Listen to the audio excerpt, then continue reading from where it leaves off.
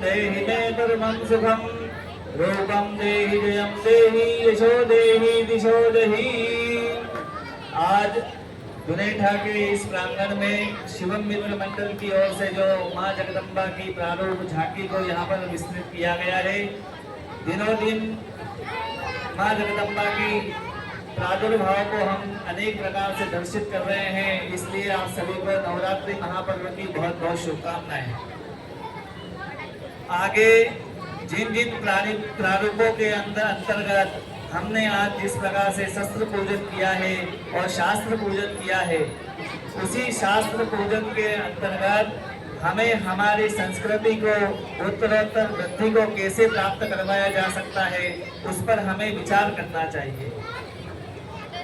आगे जाकर के हमारी संतति और हमारे बच्चे, हमारे आगे जाकर के जो पीढ़ियां हैं, वह कैसे हमारे सनातन संस्कृति को उत्तरोत्तर वृद्धि को प्राप्त करवा सके, इस पर हमें विचार करना चाहिए।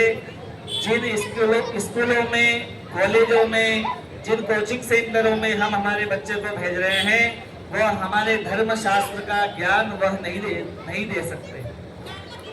इसकी जिम्मेदारी किसको लेना पड़ेगा?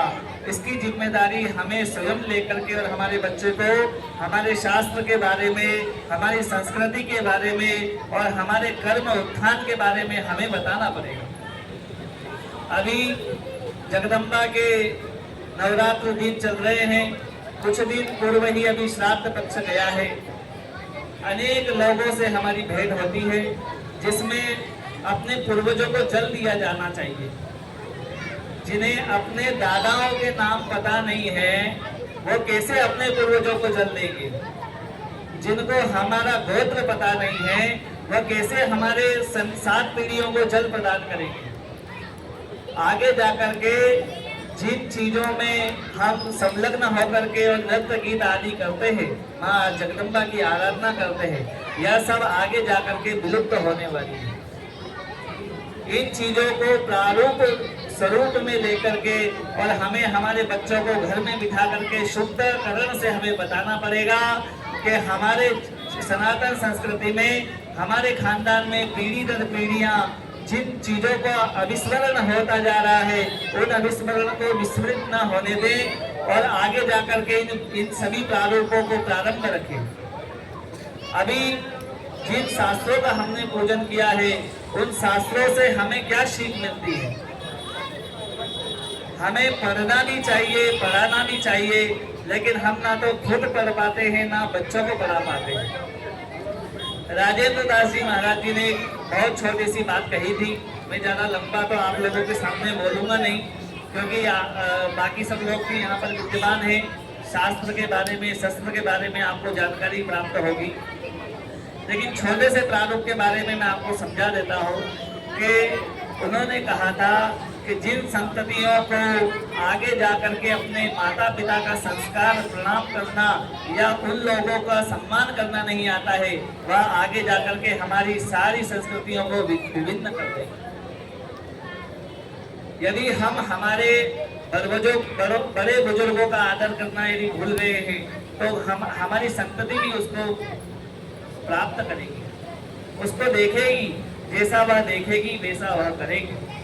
सर्वप्रथम हमें हमारी संततियों को, जैसे विश्व हिंदू परिषद के अनेक प्रकल्पों के अनुसार, बजरंग दल के अनेक प्रकल्पों के अनुसार और आरएसएस के अनेक प्रकल्पों के अनुसार धर्म संस्कृति आदि का उनमें ज्ञानवर्धक कार्य किया जाता है।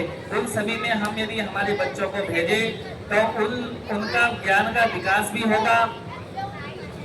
लोगों से कैसे मिलना है, कैसे चर्चा करना है, किस विषय पर हमें बोलना चाहिए, कहाँ पर हमें चुप रहना चाहिए, यह भी उनमें संस्कार की उद्धति होगी। जिस प्रकार से हम आज माँ जगदम्बा की आराधना कर रहे हैं, उसी प्रकार उनको भी तो आगे जाकर के इन सभी प्रकल्पों को चलाना है। हमारे आने वाली पीढ़ियों को उत्तरोत्तर वृद्धि करवाने के लिए केवल धन अर्जित कर लेना ही सब कुछ नहीं है। हमने कलेक्टर बना दिया, हमने इंजीनियर बना दिया, हमने कोई कंपनी खोल करके उस बच्चे को दे दिया, पर लेकिन उस बच्चे में वैसी क्षमता भी तो होनी चाहिए। हमारे पास में कितना बड़ा समुद्र है, क्या हम उस समुद्र को उठा करके घर में ला सकते हैं? क्या कोई ला सकते हैं? जितना हमारा पात्र जितना बड़ा होगा उतना ही समुद्र का जल हम हमारे घर में लेकर के आ सकते हैं, लेकिन उस पात्र के अंदर क्या भरना है वह तो हमारी जिम्मेदारी है ना। उस पात्र के अंदर गंगा जल भरना है, समुद्र का जल भरना है, अच्छी रीतियां भरनी है, कुरीतियां भरनी है, तो यह तो हमारी जिम्मेदारी है। आज जितने भी परिवारों को विभिन्नता के रूप में देखा जा रहा है या जिनके बच्चे उनका अपने माता पिता को त्याग देते हैं, ये किस लिए त्याग रहे हैं? क्योंकि उस बच्चे ने संपूर्ण जीवन 15 वर्ष तो अपनी स्कूल कॉलेज और प्रशिक्षण में लगा दिया, उसके अंदर संस्कार आया कहां से? जिन लोगों ने, मिलने जुलने वालों ने, टीचरों ने और अपने आसपास के आवरण को देख करके जो उस बच्चे ने सीखा वही उसके अंदर आ गया। जो वेस्टर्न पद्धति हमारे अंदर घुस गई है उसको समाप्त करने का समय आ गया है। हमारे बच्चे को नित्य तिलक लगा करके और उसे प्रणाम करने की विधि सिखाओ, उसको नित्य भगवान को कैसे प्रणाम किया जाना चाहिए वह सिखाइए, कैसे बड़ों का आदर करना चाहिए वह सिखाइए, कैसे लोगों को सम्मान दिया जाना चाहिए वह उनको सिखाइए। अगर हम उनको यह सारी पद्धतियां नहीं सिखाएंगे, शुरुआत छोटी सी चीजों से होती है और देखते ही देखते यह कितने बड़ा प्रारूप ले लेती है, यह हमारे जीवन में कोई पता नहीं। जिस बच्चे को आपने एक बार संस्कार देना प्रारंभ कर दिया, आगे जाकर के वही आपके कर्म को, आपके समाज को, आपके संपूर्ण जीवन को और आपके 7 पुस्तों को तारेगा। दूसरा कोई नहीं आकर के आपको जल ग्रहण करवाएगा। इसके लिए जो आज हमारे सामने नन्हे मुन्ने देवियां और सभी विष्णु शंकर आदि के अवतार यहाँ पर सभी विद्यमान है, इनके अंदर अभी इनको पता ही नहीं है कि हम यहाँ पर इस जीवन में क्या करना है। इनको जो हम बताएंगे वही तो ये सीखेंगे, जैसा हम करेंगे। माताएं तो बोल रही है कि हाँ मैं अभी मार्केट में हूँ, और बेटे से बोल रहे हैं कि बेटा पिता से मत बोलना, ऐसा मैंने बोला है। तो माता को सदैव सदाचार बनकर के अपने बेटे को सत्कर्म सिखाना चाहिए। कुपुत्रो जायेत क्वचिदपि कुमाता न भवति। कुपुत्र हो सकता है लेकिन माता कभी कुमाता नहीं हो सकती। उसी प्रकार एक माता को प्रादुर्भाव रूप लेकर के अपने बेटे को सर्वगुण संपन्न बनाना चाहिए, उसकी जिम्मेदारी हमारी है। और आगे शास्त्र के बारे में तो मैं आपको कितना वर्णन करूं उतना कम है। हमारे जीवन के अंदर उतारने के लिए एक एक छोटी छोटी पद्धतियों को यदि हम ध्यान से देखें तो कोई भी पद्धति, किसी भी प्रकार की वनस्पतियां आदि, वह सब कोई भी बिना कारण के बनाई नहीं गई है। सभी का एक न कोई कार्य है। इसीलिए हम भी हमारे समाज में यदि जी रहे हैं, परिवार का उत्थान करना है, तो हमें भी सभी को साथ लेकर के, एक साथ विचार करके, विचार विमर्श करके और सभी को उत्थान के लिए विचार करना चाहिए।